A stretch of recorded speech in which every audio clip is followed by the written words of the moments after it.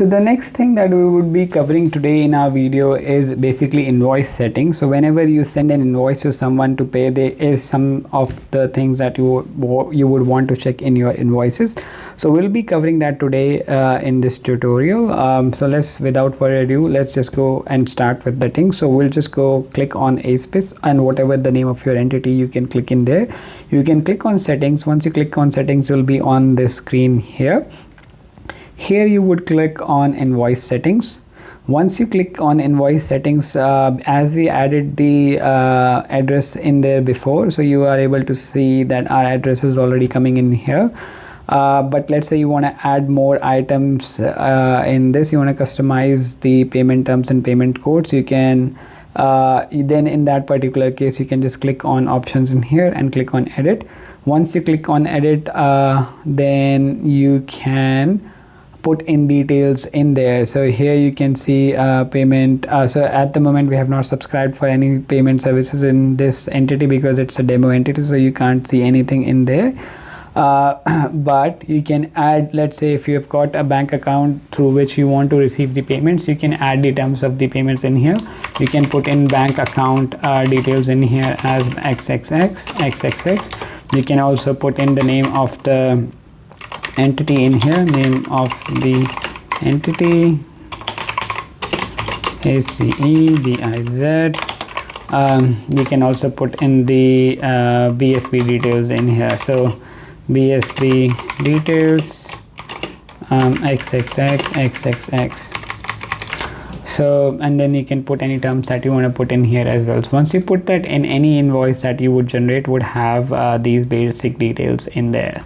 So that's a quick look at the invoice settings. You can further brand your invoices if you want to, but I would just like to leave it as a draft. Yeah. So now going back again, we'll just go back to the settings again because there's a fair bit of things that needs to be covered in that. So we'll go back again on ASpace, we'll click on settings. So we've already covered organization details, users, currencies, connected apps and subscriptions. This is something which you should use when you are, you've been working with Xero for a long time. You can change the currencies that you want to. You can maintain the subscription and billing. The name states for itself. Payment services is basically when you want to add any payment services like credit card details, merchant details, PayPal into your Xero directly, so you can use that. Payroll settings will be used when we are setting up employees in there, and if you're looking for advanced settings, we can click on looking for advanced settings, and then we can just explore the options in there that we've got. So here we've got like fixed asset, which we can use for creating and managing the assets. This is the financial settings that we've already covered in before. This is another settings of chart of accounts, which we will discuss in details. So in Australia, you can also the tax is really simple in Australia. We've only got like GST free or GST on expenses and GST on income. So there's only 3 tax in there, which you can see. But in case you are watching it from a different country and you want to change the tax rates, you can add the tax rate based on what your preference is. For example, this is a test GST rate, and you can enter the name of that. GST, and then you can just write the percentage in there as well. So once you add that, it's just going to add a component in here, which you can see on your screen right now. However, it's not required. It's just there for someone who needs to set up their custom GST rates, which is not required in Australia at the moment, so we don't really need that.